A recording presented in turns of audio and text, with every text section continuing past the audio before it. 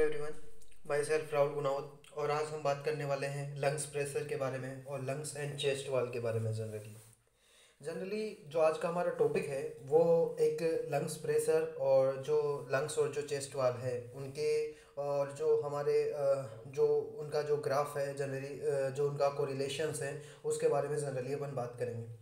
इससे जो पहले वाला जो वीडियो था रेस्पिरेटरी सिस्टम का, उसके अंदर अपन ने जो लंग्स की वॉल्यूम और लंग्स की कैपेसिटी के बारे में बात की थी। तो वहाँ पे अपन ने कहा था कि मैं अगले वीडियो के अंदर जो वो रेस्पिरेटरी सिस्टम का फर्स्ट वीडियो था, और वैसे इससे पहले भी मैंने काफ़ी वीडियो बनाए रेस्पिरेटरी सिस्टम पे, war effect, harden effect, lung compliance, high stress, ये सारी की सारी चीज़ें हैं। ये बहुत सारे तरह के वीडियो, CO2 और ऑक्सीजन का ट्रांसपोर्ट, ये सारी चीज़ें अपन ने बनाई है। बट अगर मैं बात करूं कि जो लंग्स प्रेशर के बारे में ज़रूरी बात करूंगा, तो जो लंग्स प्रेशर की अगर जभी भी बात करूं तो अपन बोल सकते हैं कि जो एटमॉस्फेरिक प्रेशर होता है वो एटमॉस्फेरिक प्रेशर होता है 760 mmHg। मतलब जो ये एक बेसिक इन्फॉर्मेशन है जो सभी को पता होती है कि जो एटमॉस्फेरिक प्रेशर होता है, जो हम जनरली इनहेल करते हैं, जनरली जो एयर, वो 760 mmHg करते हैं। और या फिर मैं एज ए स्टैंडर्ड अगर बात करूँ तो 0 mmHg इसको कंसिडर किया जाता है। उसके बाद मैं नेक्स्ट पॉइंट की अगर बात करूँ तो जनरली तीन तरह के प्रेशर पढ़ेंगे अपन लंग्स के अंदर। सबसे पहले जो प्रेशर होता है वो होता है एल्वेलर प्रेशर। एल्वेलर प्रेशर एक वो प्रेशर है जो हमारे एल्वेलस के अंदर जनरली प्रेजेंट होता है। और ये जो एल्वेलर प्रेशर होता है ये ज़ीरो होता है एट एंड ऑफ इंस्पिरेशन और एक्सपिरेशन होता है जहाँ पे। अब यहाँ पे मैंने क्या कहा कि अगर मिड ऑफ इंस्पिरेशन और एक्सपिरेशन की अगर बात की जाए तो उस समय वो जीरो नहीं होगा। करेक्ट। जब इंस्पिरेशन और एक्सपिरेशन का जब एंड होता है तभी जो एल्वेलर प्रेशर है वो ज़ीरो होता है। तो एंड का यहाँ पे ध्यान रखिएगा। अगर मिडल अगर बात की जाए तो वहाँ पे जो एल्वेलर प्रेशर है इंस्पिरेशन और एक्सपिरेशन के समय वो ज़ीरो नहीं होता। और दूसरी बात कि हमने fractional residual functional residual capacity के अंदर भी यही पढ़ा था कि जब फंक्शनल रेसिडुअल कैपेसिटी क्या थी कि जब क्वाइट रेस्पिरेशंस की अगर बात की जाए तो जब उसका एंड होता है, क्वाइट रेस्पिरेशन का मतलब है कि इंस्पिरेशन जो नॉर्मली पर्सन है जो इंस्पिरेशन और जो एक्सप्रेशन करता है वो अगर उसका जो एंड होता है तो उसको बोला जाता है फंक्शनल रेसिडुअल कैपेसिटी। तो अपन बोल सकते हैं ना यार कि अगर या तो ये जब इंस्पिरेशन और एक्सपिरेशन में जीरो होगा तो जाहिर सी बात है कि फंक्शनल रेसिडुअल कैपेसिटी के अंदर भी ये जो एल्वेलर प्रेशर है ये जीरो होगा। ये बात समझ में आ गई। इसको कैसे समझेंगे अपन, एक डायग्राम से समझेंगे। ध्यान से दिखा देता हूँ वो डायग्राम किस तरह से। जनरली ये जो डायग्राम है इसको ध्यान से देखिएगा कि जैसे मान लो ये हमारी जो एक एल्वेलर प्रेशर है जो नॉर्मली हम जनरली इनहेल करते हैं, ये अगर बात करें, और ये हमारी जनरली जो ग्रीन से मैंने शो कर रखी है हमारी चेस्ट वॉल है। तो जनरली एल्वेलर जो प्रेशर और जो हमारी चेस्ट वॉल है इसके बीच में एक प्रेशर होता है, उसको बोला जाता है इंट्रा प्लूरल प्रेशर। अब यहाँ पे इंट्रा प्लूरल प्रेशर होता है इन दोनों के बीच में। तो जो अपन को पता है कि जो एटमॉस्फेरिक प्रेशर है जो मतलब नॉर्मली अपन इनहेल करते हैं वो 760 होती है, और एज ए स्टैंडर्ड अगर बात की जाए तो 0 mmHg उसको कंसिडर करते हैं अपन। तो यहाँ पे कहने का मतलब ये है कि ये एल्वेलर प्रेशर है ये अंदर की तरफ कितना होगा, क्योंकि अपन ने ज़ीरो कंसिडर किया था तो ये कितना होगा जो एल्वेलर का पार्शियल प्रेशर, ये कितना प्रेशर कितना होगा, इसका ज़ीरो होगा जनरली। अब दूसरी बात ये है कि जो हमारा इंट्रा पल्मोनरी प्रेशर होता है ये एक माइनस में होता है जनरली। और ये आगे जाके अपन बात करेंगे इस इंट्रा पल्मोनरी प्रेशर के अंदर। तो कहने का मतलब ये है कि जब हमारी जो जो एल्वेलर जो अंदर की तरफ जो एयर है जो एल्वेलर है वो एल्वेलाई क्या है बाहर की तरफ जनरली फोर्स लगाएगी, और जो चेस्ट सॉरी ये बाहर एक्सपेंड करेगी, और जो चेस्ट वाल है वो एक इनहेरिट करेगी। नेचर के अंदर तो ऐसा कंडीशन होती नहीं है, नेचर के अंदर तो ऐसा कंडीशन नहीं होती नहीं है। बट अगर प्रेशर अप्लाइड करते हैं तो प्रेशर की वजह से जो कंडीशन है वो उल्टी हो जाती है जनरली। वो सारी चीज़ें अपन देखेंगे अभी। तो उसके बाद में नेक्स्ट में और दूसरी बात ये है कि जो एल्वेलर प्रेशर और जो अब ऐसा जीरो क्यों होता है, अगर ये इसके बारे में बात की जाए तो जीरो इसलिए होता है क्योंकि जो एटमॉस्फेरिक प्रेशर और जो एल्वेलर प्रेशर की अगर बात की जाए तो इक्विलिब्रियम को मेंटेन करने के लिए ये जो एंड इंस्पिरेशन और एक्सपिरेशन की अगर बात की जाए तो इसके एंड पे ये जीरो हो जाता है इक्विलिब्रियम को मेंटेन करने के लिए। इसको अपन डिटेल में पढ़ेंगे जब क्वाइट रेस्पिरेशन पढ़ा जाएगा। मैं क्वाइट रेस्पिरेशन का एक वीडियो बनाऊंगा, वहाँ पे मैं डिटेल से बताऊंगा कि ये जो एल्वेलर प्रेशर है जीरो किस तरह से हुआ और ये क्यों होता है जनरली, ये सारी चीज़ें बताऊंगा। बस मैं यहाँ पे बता देता हूँ कि जब इंस्पिरेशन और एक्सपिरेशन होता है उसका एंड होता है तब ये जो एल्वेलर प्रेशर है वो जीरो होता है। अगर और फंक्शनल रेसिडुअल कैपेसिटी ये भी यही है, तो अगर ये जीरो होगा तो फंक्शनल रेसिडुअल कैपेसिटी है वो भी जीरो हो जाएगी। उसके बाद में नेक्स्ट अपन बात करें इंट्रापल्मोनरी प्रेशर। उसके बाद में नेक्स्ट मैं बात कर रहा हूँ इंट्रापल्मोनरी प्रेशर के बारे में बात करूँ तो इंट्रापल्मोनरी प्रेशर है या आईपीपी, इसको शॉर्ट में बोल सकते हैं। तो ये क्या होता है कि जब एक्सपिरेशन होता है उसका जब एंड हो की अगर बात की जाए तो जब क्वाइट रेस्पिरेशन एक्सपिरेशन होता है तो उसका जब एंड होता है तब ये जो इंट्रापल्मोनरी प्रेशर होता है वो -5 होता है। और जब क्वाइट एक्सपिरेशन होता है उसका जब एंड होता है तब ये -8 mmHg होता है। अब जब ये जो अब जबकि एल्वेलर प्रेशर था, ये एल्वेलर प्रेशर दोनों में जब इंस्पिरेशन हो चाहे एक्सपिरेशन हो दोनों में जीरो हो रहा था, बट यहाँ पे ऐसा नहीं है। इंट्रापल्मोनरी प्लूरल प्रेशर के अंदर ऐसा नहीं है। इंट्राप्लूरल प्रेशर के अंदर जब अपन एक्सपिरेशन क्वाइट एक्सपिरेशन का जब एंड होता है तब तो ये -5 है, और इंस्पिरेशन क्वाइट इंस्पिरेशन होगा जब उसका एंड होगा तब ये -8 है, करेक्ट। जबकि यहाँ पे दोनों जगह सेम था, जीरो था। अब ऐसा क्यों होता है ये सारी चीज़ें अपन मैं बताऊँ अभी। उसके बाद में एक पॉइंट याद करने का है आपको कि ये जो इंट्राप्लूरल प्रेशर की अगर बात की जाए, आईपीपी की अगर बात की जाए, ये हमेशा नेगेटिव होता है। अब नेगेटिव क्यों, अगर नेगेटिव की अगर बात की जाए ये हमेशा नेगेटिव होता है, मतलब ये माइनस अगर कम नेगेटिव से ये ज़्यादा नेगेटिव हो सकता है और ज़्यादा नेगेटिव से कम नेगेटिव हो सकता है ड्यूरिंग इंस्पिरेशन के समय। तो उसके बाद में नेक्स्ट अगर बात की जाए तो कहने का मतलब ये है कि ये हमेशा नेगेटिव होता है, और नेगेटिव है ये जो नेगेटिव प्रेशर होता है ये हमारे क्यों होता है ऐसा, ये देखो इसलिए होता है क्योंकि जो एल्वेलाई है उस एल्वेलाई को जो सक्स करने के लिए, जो ओपन रखने के लिए ये जनरली ये होता है। अब होता क्या है कि यार जो हमारी एल्वेलाई की अगर बात की जाए वो एल्वेलाई हमेशा ओपन होती है, वो कभी भी क्लोज नहीं होती, करेक्ट। अब जब वो एक नेगेटिव ओपन होती है जिसकी वजह से वो एक एटेरोस्क्लेरोसिस मतलब कोई भी किसी भी तरह का जो कोलेप्स होने से बचाती है हमारे जो लंग्स को, हमारी चेस्ट वॉल को जनरली कोलेप्स होने से बचाती है वो।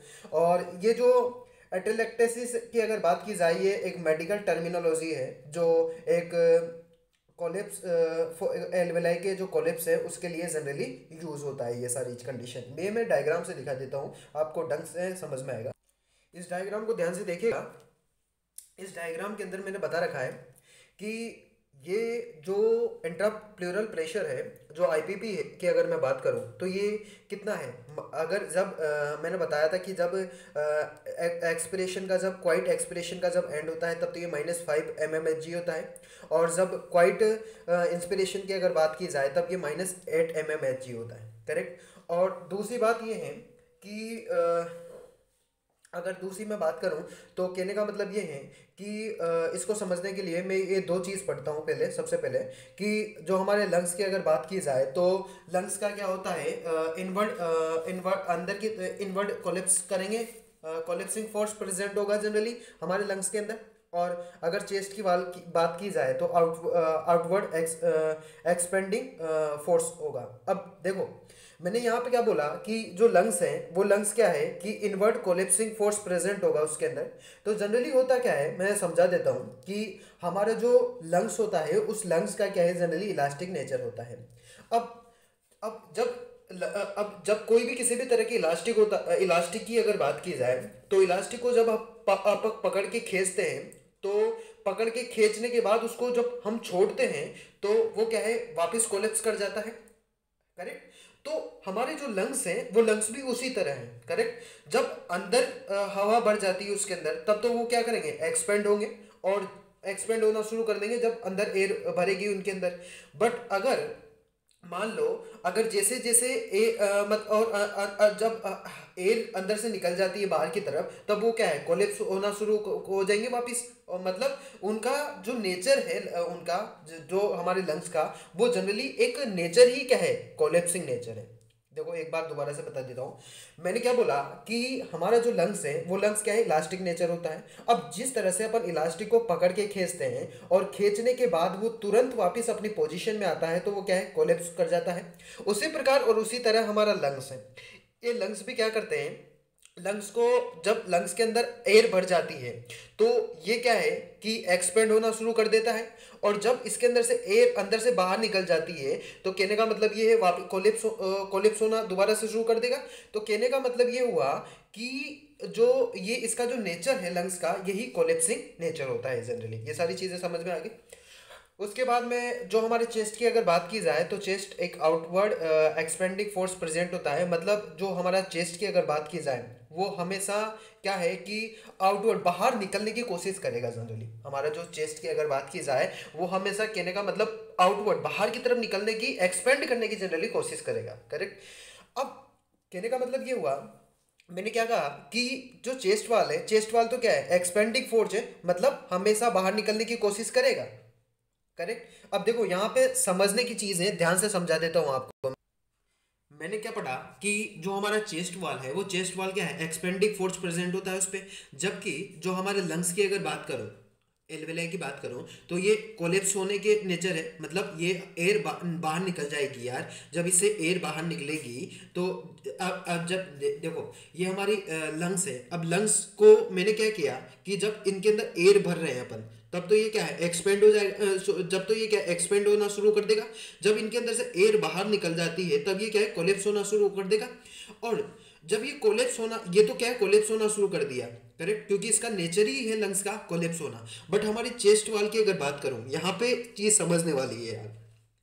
देखो यहाँ पे ये एक आउटवर्ड एक्सपेंड करता है जनरली, जबकि यहाँ पे क्या कर रहा है, इनवर्ड हो रहा है। तो नेचर तो उसको ऐसा नहीं बोलता।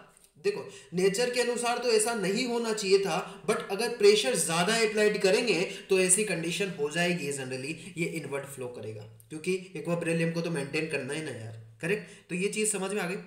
उसके बाद में ये सारी चीज़ें अपन ने पढ़ी एक इंट्रा कोई भी प्लूरल प्रेशर के अंदर।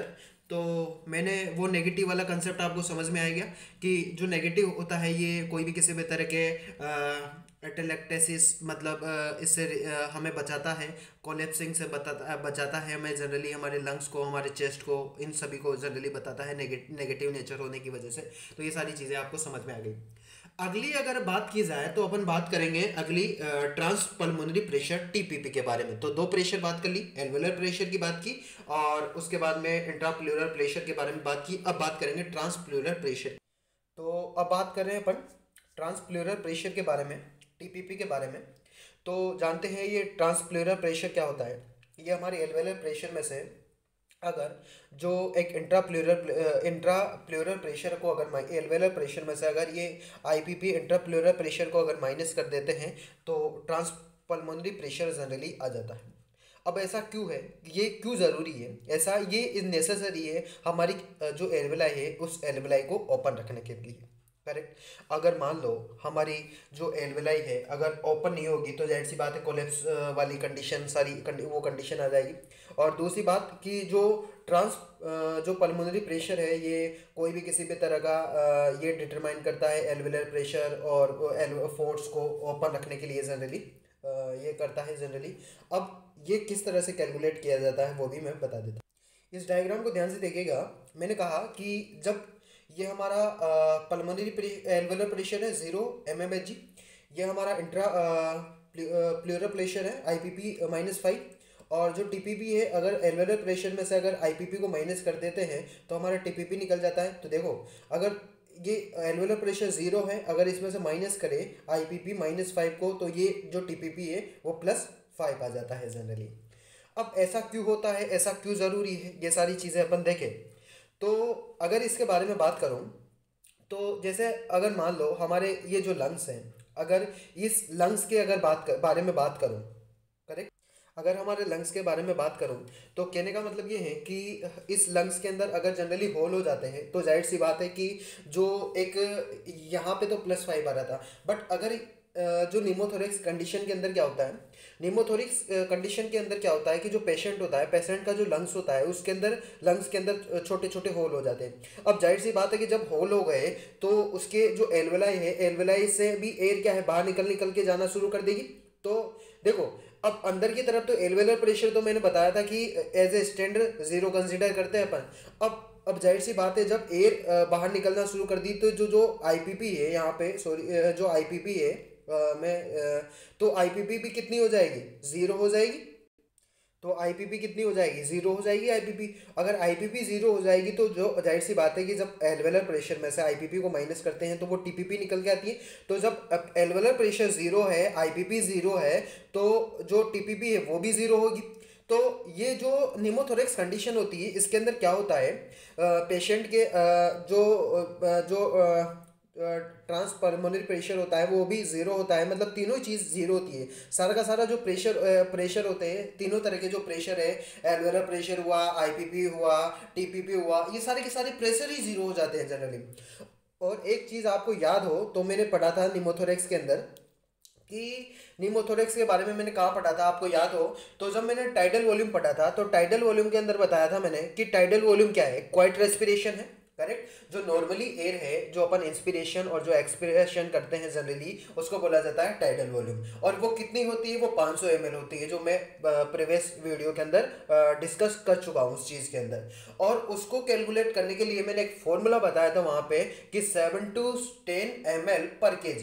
अब यहाँ पे kg क्या है यार, कि यहाँ पे जो kg है, kg एक पर्सन का वेट है। अगर मान लो मैंने वहाँ पे ये भी बताया था कि अगर कोई पर्सन है, अगर वो 60 kg का है, अगर उस 60 kg का है तो अगर उसको 7 या 10 से मल्टीप्लाई करेंगे तो जो उसकी जो टाइडल वॉल्यूम है वो टाइडल वॉल्यूम जनरली निकल के आ जाएगी, करेक्ट। अब ऐसा क्यों जरूरत पड़ी, ऐसी क्यों जरूरत पड़ती है, तो ऐसा इसलिए जरूरत पड़ती है कि जब कोई भी किसी भी तरह का जो पर्सन है, जब उसको वेंटिलेशन पे रखा जाता है, तो वेंटिलेशन पे रखते हैं तब अगर मान लो उसको टाइडल वॉल्यूम कम दे दी अपन ने तो हाइपोक्सिया के चांस हो जाएंगे, मतलब ऑक्सीजन की कमी हो जाएगी। और टाइडल वॉल्यूम अगर ज़्यादा दे दी तो निमोथोरेक्स के चांस हो जाएंगे। तो वो जो टाइडल वॉल्यूम, क्योंकि उसके देखो, अब बंदे के अंदर की तरफ एयर कम है, अपन ने बाहर से ज़्यादा एयर दे दी तो न्यूमोथोरेक्स के चांस जनरली ज़्यादा हो गए, मतलब उसके जो टीपीपी हुई, एल्वेलर प्रेशर है, सारे के सारे प्रेशर है, सारे के सारे प्रेशर 0 हो जाएंगे। तो वो सारी कंडीशन से बचने के लिए ये जनरली वो फॉर्मूला ये अपन ने बात की थी, वो मैं एक बार दिखा देता हूँ तो आपके माइंड में वो चीज़ क्लियर हो। तो ये देखेगा, मैंने वहाँ पे बताया था लंग्स वॉल्यूम के अंदर कि टाइडल वॉल्यूम क्या थी, क्वाइट रेस्पिरेशन थी, ये 500 ml थी, फॉर्मूला 7 to 10 ml पर kg था। वेंटिलेशन पे अगर कम टाइडल वॉल्यूम दी तो हाइपोक्सिया हो जाएगा, ऑक्सीजन की कमी हो जाएगी, ज़्यादा दी तो निमोथोरेक्स के चांस हो जाएंगे। ये सारी चीज़ें वहाँ पे मैंने डिस्कस कर चुका हूँ। तो अपन ने 3 तरह के एयर के बारे में बात करी। एक बात मैं बताना भूल गया कि क्वाइट इंस्पिरेशन के अंदर ये 8 होता है at end of quiet inspiration पे। तो ऐसी बात नहीं है कि -8 होता है, कि जब मिड क्वाइट इंस्पिरेशन होता है वहाँ पे ये जो इंट्रा प्लूरल प्रेशर होता है ये -6.5 भी होता है जनरली, करेक्ट। और -6.5 पे भी चला जाता है और फिर उसके बाद में -8 पे आता है जनरली। बट ये जो वो सारी चीज़ें हैं वो क्वाइट रेस्पिरेशन के अंदर जनरली पढ़ूंगा, बस मैं यहाँ पे बता देता हूँ कि जनरली ये एंड के बारे में बता देता हूँ कि एंड पे -8 हो जाता है क्वाइट इंस्पिरेशन के समय। उसके बाद में नेक्स्ट अपन बात करते हैं लंग्स एंड चेस्ट वॉल के बारे में। तो लंग्स एंड चेस्ट वॉल के अंदर 2 तरह के ग्राफ पढ़ेंगे अपन, एक प्रेशर और वॉल्यूम का ग्राफ पढ़ेंगे जनरली वो लंग्स के अंदर, और एक चेस्ट वॉल के अंदर भी प्रेशर और वॉल्यूम का कोरिलेशन जनरली पढ़ेंगे, 2 तरह के कोरिलेशन। जनरली ये वाला जो रिलेशन है ये प्रेशर और वॉल्यूम का है जो हमारे लंग्स के अंदर है, और ये वाला जो रिलेशन की अगर बात करूँ ये हमारे चेस्ट वॉल के अंदर है, प्रेशर और वॉल्यूम का रिलेशन। इस रिलेशन के बारे में बात करूंगा तो ध्यान से सुनिएगा और ध्यान से देखिएगा।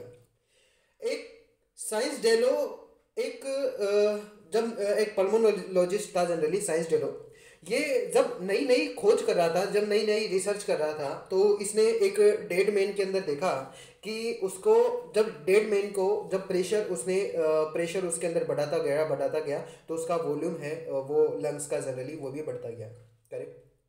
तो ये जो साइंस डेलो ने जब नई नई खोज कर रहा था, पल्मोनोलॉजिस्ट था जनरली ये, तो जब ये नई नई खोज कर रहा था तो जैसे जैसे इसने प्रेशर बढ़ाया तो डेड मैन के अंदर, मरे हुए आदमी के अंदर, तो उसके लंग्स के अंदर जैसे जैसे प्रेशर बढ़ा रहा था जैसे जैसे वॉल्यूम बढ़ रहा था। बट ऐसा मरे हुए आदमी के अंदर तो हो रहा था, बट और फिर एक समय बाद यहाँ पे एक लिमिट हो गई, उसके बाद में प्रेशर बढ़ाने पे भी वॉल्यूम बढ़ नहीं रहा था, और जैसे जैसे इसने प्रेशर कम किया तो वैसे वैसे वॉल्यूम उसका कम हुआ। तो साइंस डेलो ने ये देखा कि जैसे जैसे प्रेशर बढ़ाते हैं जैसे जैसे वॉल्यूम है वो बढ़ती है। बट ये बात चौंकाने वाली जब लगी जब उन्होंने देखा कि मरे हुए आदमियों में तो ये कंडीशन हो रही है कि जैसे जैसे प्रेशर बढ़ाता हूँ वैसे वैसे उसका वॉल्यूम बढ़ता है, बट जिंदे आदमियों के अंदर ये कंडीशन नहीं हो रही थी। क्यों? क्योंकि मैं इससे पहले मैंने एक वीडियो बनाया था, वहां पे मैंने बताया था कि एक रेजिडुअल वॉल्यूम के अंदर बारे में, कि अगर कोई भी किसी भी तरह का पर्सन है, अगर वो अगर फोर्सफुली जैसे उसने इंस्पिरेशन ली फोर्सफुली, या उसने इंस्पायर्ड करता है, उसके बाद में जो फोर्सफुली एक्सपायर्ड करता है उसके बाद वो जो रिमेनिंग एयर बच जाती है हमारे लंग्स के अंदर जिसको वो कभी भी एक्सपायर्ड नहीं कर सकता, उसको बोला जाता है रेजिडुअल वॉल्यूम।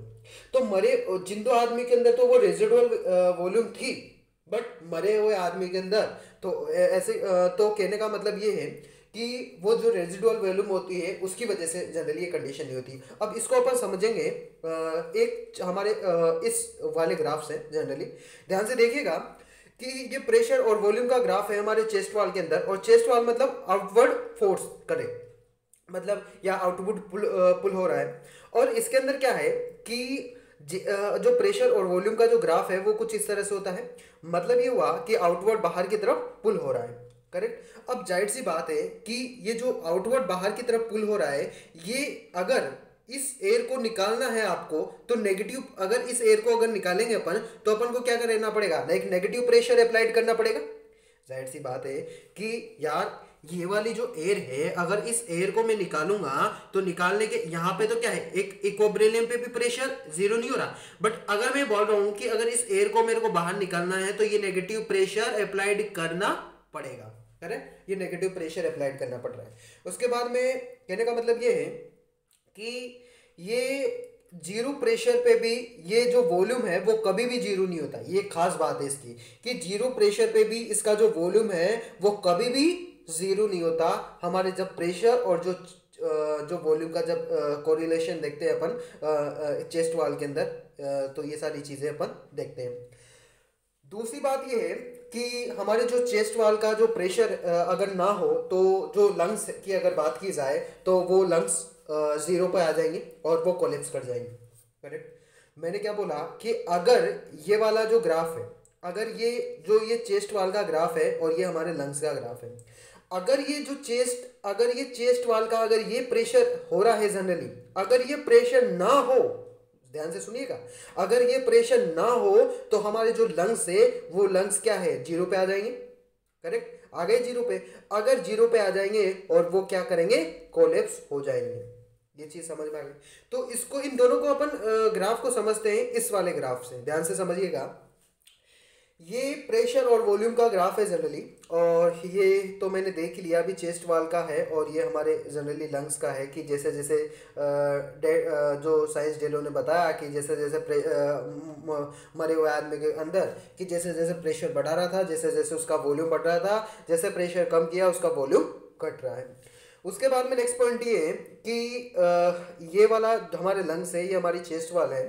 तो हमारी जो चेस्ट वाल है वो तो आउटवर्ड जनरली प्रेशर लगाती है, और जो हमारा जो लंग्स की अगर बात करूँ वो इनवर्ड प्रेशर लगाता है, जनरली ये इनवर्ड प्रेशर लगा रहा है। अब कहने का मतलब ये है, अब यहाँ पे अपन ने एक बात पढ़ी थी चेस्ट वाल के अंदर कि जो चेस्ट वाल है, ये चेस्ट वाल चाहे प्रेशर ज़ीरो हो जाए, ये प्रेशर चाहे जीरो हो जाए, फिर भी इसका वॉल्यूम कभी भी ज़ीरो नहीं होगा, करेक्ट इसका। अब दूसरी बात ये है कि इन दोनों के बीच में यहाँ पे एक फंक्शनल रेसिडुअल कैपेसिटी होती है। फंक्शनल रेसिडुअल कैपेसिटी क्या होती है कि अपन ने बोला कि जब कोई भी किसी भी तरह की क्वाइट रेस्पिरेशन है, क्वाइट रेस्पिरेशन की अगर बात की जाए, ये नॉर्मल पर्सन रेस्पिरेशन कर रहा है, अगर क्वाइट रेस्पिरेशन मतलब नॉर्मल इंस्पिरेशन और एक्सपिरेशन कर रहा है, जब इसका एंड हो रहा है यहाँ पे, जब इसका एंड हो रहा है तो मैंने बताया था कि जब क्वाइट रेस्पिरेशन का जब एंड होता है तो वहां पे एक कैपेसिटी प्रेजेंट होती है जिसको फंक्शनल रेसिडुअल कैपेसिटी बोलते हैं। ये नॉर्मल रेस्पिरेशन हो रहा है। अब ये है कि जब क्वाइट रेस्पिरेशन का एंड हो जाता है वहाँ पे एक कैपेसिटी प्रेजेंट होती है जिसको फंक्शनल रेसिडुअल कैपेसिटी बोला जाता है। और फिर उसके बाद में अपन ने बोला था कि कुछ जो फोर्सफुली एक्सपायर्ड करने के बाद जो कुछ एयर बच जाती है जो नेगेटिव में चली जाती है उसको अपन कभी भी एक्सपायर्ड नहीं कर सकते, उसको रेजिडुअल कैपेसिटी बोला था। तो ये मैंने यहाँ पे शो कर रखा है। उसके बाद में एक पॉइंट ये है कि ये जब आउटवर्ड प्रेशर लगाएगा, ये इनवर्ड प्रेशर लगाएगा तो एक दूसरे को ये यहाँ पे एक इक्विलिब्रियम स्टेबल हो जाएगा जनरली, यहाँ पे इस पॉइंट पे जनरली तो ये इक्विलिब्रियम स्टेबल हो जाता है जनरली। उसके बाद में अगर बात की जाए तो कुछ बुक्स की अगर बात करें तो कुछ बुक्स के अंदर तो इस तरह का ग्राफ मिलेगा आपको, और कुछ बुक्स के अंदर आपको इस तरह का ग्राफ मिलेगा। मतलब यहाँ से स्टार्ट हो रहा है वो, यहाँ से ये नीचे वाला शो नहीं किया कुछ बुक के अंदर। जैसे फर्स्ट डेट की अगर बात की जाए तो फर्स्ट डेट के अंदर जो यहाँ से स्टार्ट किया गया है, यहाँ से स्टार्ट नहीं किया। मैक्सिमम बुक के अंदर तो ये वाला ग्राफ मिलेगा आपको, पर फर्स्ट डेट की अगर बात करूँ तो कुछ बुक्स के अंदर यहाँ से स्टार्ट किया है, कुछ ये नीचे वाला शो नहीं किया है। तो कंफ्यूज मत होइएगा, वहाँ पे भी चीज़ सेम है। वो भी यही बोल रहा है कि ये जो लंग्स है वो तो इंस्पिरेशन करेगा लंग्स का, ये जो ब्लैक वाला है ये लंग्स है को शो करेगा, ये जो ग्रीन वाला है ये चेस्ट वाल होगी, और ये फंक्शनल रेसिडुअल कैपेसिटी है, ये सारी रेस्पिरेशन है। तो वो सारी चीज़ें इक्विलिब्रियम स्टेबल को मेंटेन करता है। यहाँ पे ये इनवर्ड फ्लो होगा या आउटवर्ड होगा, वो भी मतलब सारी चीज़ें सेम है। बस वो आप कंफ्यूज मत होइएगा, वो ग्रुप ग्राफ है वो एक ही चीज़ बता रहा है, बस वो बस समझने का है कि वो यहाँ से स्टार्ट कर रहा है। तो उसके बाद में नेक्स्ट कंडीशन की अगर बात की जाए इसके क्लिनिकल के हिसाब से, तो ये अगर मैं बात करूँ एक इसके अंदर इसकी कंडीशन कब पढ़ते हैं अपन, जब लंग कंप्लायंस के बारे में बात करेंगे। आपको याद हो आपको याद हो तो मैंने एक वीडियो बनाया था लंग कंप्लायंस पे। तो लंग कंप्लायंस के अंदर वहाँ पे मैंने बताया था कि जैसे जैसे फंक्शनल रेसिडुअल कैपेसिटी है वो अगर कम होती है तो जैसे जैसे हमारे जो लंग कंप्लायंस है वो लंग्स कंप्लायंस भी कम होंगे। करेक्ट। मतलब वहाँ पे मैंने ये बताया था कि जो लंग कंप्लायंस है वो लंग कंप्लायंस डायरेक्टली प्रोपोर्शनल होते हैं फंक्शनल रेसिडुअल कैपेसिटी के। तो वीडियो के डिस्क्रिप्शन में उसमें लंग कंप्लायंस वाला जो वीडियो है उसका लिंक दे दूंगा, तो वहाँ से भी आप देख सकते हो जनरली। तो यहाँ पे मैं इतनी सी बात करूंगा कि नॉर्मल पर्सन के अंदर तो जो ग्राफ है वो कुछ इस तरह से होना चाहिए था, प्रेशर और वॉल्यूम का। ये हमारे चेस्ट वाले है, ये हमारा ये जनरली लंग्स है। अगर ये देखो नॉर्मल पर्सन के अंदर तो ये ग्राफ कुछ इस तरह से होना चाहिए था, बट अगर जिस पेशेंट के अंदर कोई मतलब डिसऑर्डर है या जो लंग कंप्लायंस की कंडीशन हो रही है तो उस कंडीशन के अंदर क्या है कि ये वाला जो ग्राफ है ये थोड़ा नीचे हो जाता है। लंग्स का की अगर बात की जाए ये लंग्स की तो ये लंग्स का ये जो ग्राफ है ये थोड़ा नीचे चले जाता है, तो जो रेस्पिरेशन है वो रेस्पिरेशन भी थोड़ा नीचे हो जाएगा। मतलब कहने का मतलब ये है कि चेस्ट वाल पे तो कोई फर्क नहीं पड़ रहा, चेस्ट वाल तो पहले भी ऐसी थी। ध्यान से सुनिएगा, ध्यान से देखिएगा इस पॉइंट को कि चेस्ट वाल पे तो कोई फर्क नहीं पड़ रहा। चेस्ट वाल तो यहाँ पे भी ऐसी थी, यहाँ पे भी ऐसी है, यहाँ पे भी ऐसी है। चेस्ट वाल पे मैंने कहा था कि प्रेशर जब जीरो हो जाए तब भी वॉल्यूम जीरो नहीं होगा। मतलब ये तो चाहे प्रेशर जीरो होगा तब भी वॉल्यूम जीरो नहीं होगा, मतलब चेस्ट की वाल पे कोई फर्क नहीं पड़ता। करेक्ट। तो चेस्ट की वाल पे तो लंग कंप्लायंस के अंदर किसी भी तरह का कोई इफेक्ट नहीं पड़ता, बट हमारी जो लंग्स का जो ग्राफ है इसके अंदर फर्क पड़ जाता है, ये थोड़ा नीचे हो जाता है। तो जो रेस्पिरेशन है वो भी थोड़ी कम होगी पर्सन के अंदर। और तो जो फंक्शनल रेसिडुअल कैपेसिटी का जो पॉइंट है वो भी शिफ्ट हो जाता है, यहाँ पे होना चाहिए था वो यहाँ पे शिफ्ट हो जाता है, थोड़ा नीचे हो जाता है। तो मैं कह सकता हूँ कि अगर लंग कंप्लायंस कम हुआ तो जाहिर सी बात है कि फंक्शनल रेसिडुअल कैपेसिटी भी कम हुई, मतलब डायरेक्टली प्रोपोर्शनल एक दूसरे के। तो ये जो सारी की सारी चीज़ें बात करी अपन ने, ये इससे पहले वीडियो के अंदर लंग्स वॉल्यूम्स और लंग्स की कैपेसिटीज़ के बारे में बात की। इस वीडियो के अंदर मैंने लंग्स के प्रेशर के बारे में और जो लंग्स और जो चेस्ट वाल है उसके कुछ कोरिलेशंस के बारे में बात की। तो आशा करता हूँ कि ये वीडियो आपको समझ में आया होगा। पसंद आया होगा। अगर ऐसा हुआ है तो please like share and subscribe my medicos studio YouTube channels. और इसके जो नोट्स है मैं अपने टेलीग्राम चैनल पे अपलोड कर चुका हूँ, वहाँ से आप देख सकते हो जनरली।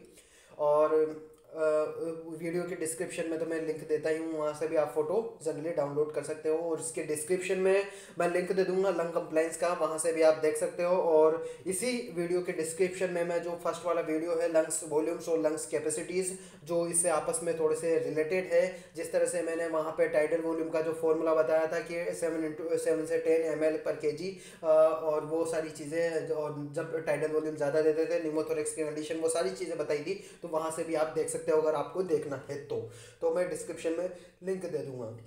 Thank you.